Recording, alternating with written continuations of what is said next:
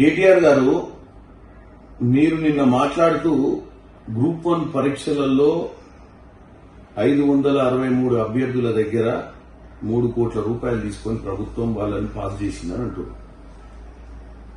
మీ హయాంలో మీరు ఎట్లా ఉద్యోగాలు ఇల్లే, మీ హయాంలో group 1, group 2, group 3, group 4 DSC పెట్టే పరిస్థితి లేకుండే.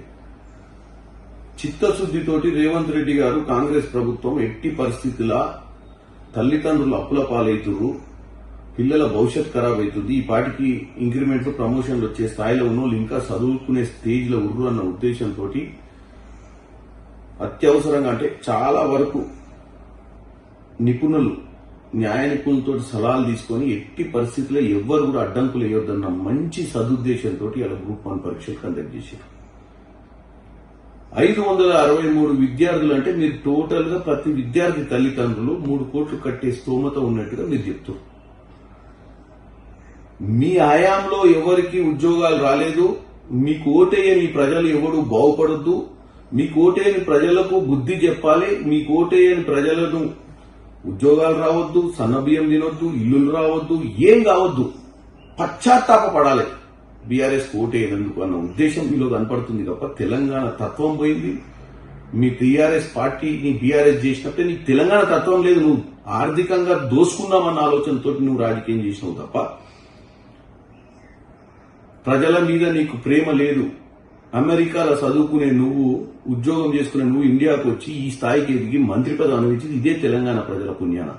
వాళ్ళ పిల్లలకు 563 మంది ఉద్యోగాలు వస్తే ఆ తల్లిదండ్రులు అప్పుల పాలైన తల్లిదండ్రుల గోస అయినాల్సిన అవసరం ఉంది. నువ్వు వాళ్ళందరినీ కూడా మీరు మీ రాజకీయ ఉద్దేశంతో ఇలా ప్రభుత్వాన్ని దూషిస్తలేరు, మీరు ఆ తల్లిదండ్రులను వ్యతిరేకంగా మాట్లాడుతున్నారు.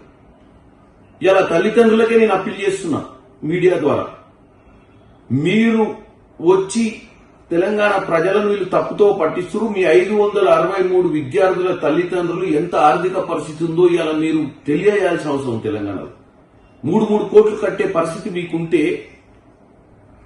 నిజమా కాదా తెలియాలి మీరు. అంటే ఈ 563 గ్రూప్ 1 వచ్చిన తల్లిదండ్రులు ఈరోజు నా వీడియో విన్న తర్వాత, నేను మాట్లాడిన ఈ నోట్ విన్న తర్వాత తక్షణమే మీరు ఎక్కడుంటే అక్కడ మీరు కూడా వీడియోలు చేసి రిలీజ్ చేయండి. మీ ఆర్థిక స్తోమతని చెప్పండి. మీరు 3 కోట్లు ఇచ్చే అర్హత మీ దగ్గర ఉందా, ఆ స్థాయి మీకుందా ఇవాళ చెప్పాల్సిన అవసరం ఉంది.